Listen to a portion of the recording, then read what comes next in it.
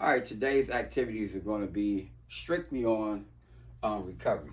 So we're going to really talk about recovery today to make sure we have a purpose in understanding that recovery is not just about drugs and alcohol. Recovery is about the balance of life. Let me show you. Here go the example. Here's also the definition. A return to a state of health, mind, or strength, right? And so, when you talk about recovery, just think about injuring yourself, like injury, right? Think about how you might break your arm, right? And they put it in a sling or a cast, right? Okay, so having this sling or having this cast on for a certain amount of months, meaning meaning that you're in a healing process. So you're beginning to heal, understanding, right? Your strength is coming back. You might be getting the strength in your arms. Your fingers start to work in. You can start to feel, you know, the actual healing take place in your arm. That's recovery.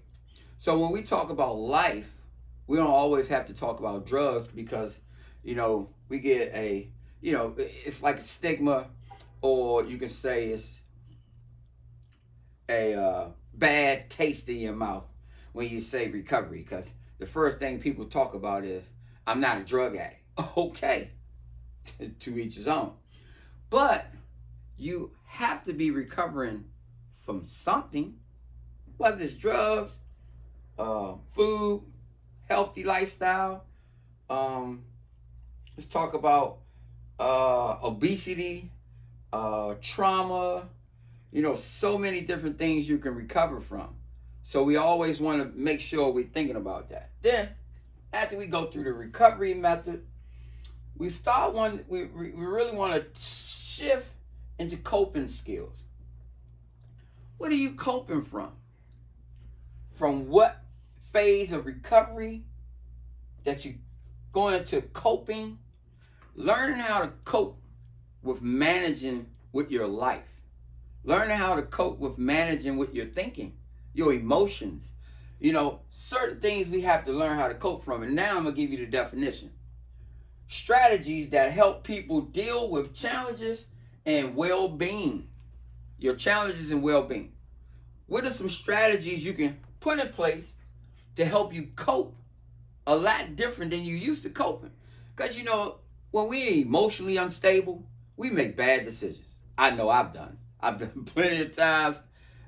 I'm right out where I was, where you used to be, actually.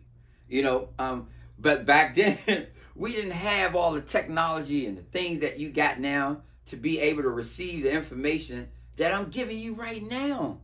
See, technology has broadened its horizons to give you more information because Google is a new dictionary. See, I learned a lot of things from Google. So that's a whole other story. But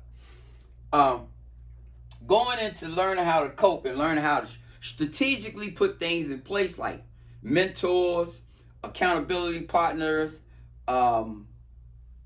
somebody you can talk to. I got a therapist, right? I'm in therapy. This is my fourth week in therapy. I have a new therapist. Just trying to maintain my emotional stabilities, look within. He's helping me to understand and identify ways to be aware of certain things and learning how to cope with it. So these are some of the things that we're going to begin to talk about in this journey to healing, to this new normal way of living. So I'm gonna get back with you. This is the beginning intro of what I wanted to start talking about. I hope you tuning in. I hope you just staying aware and alert of understanding that we're on this personal journey together. So until next time, I'll see you soon.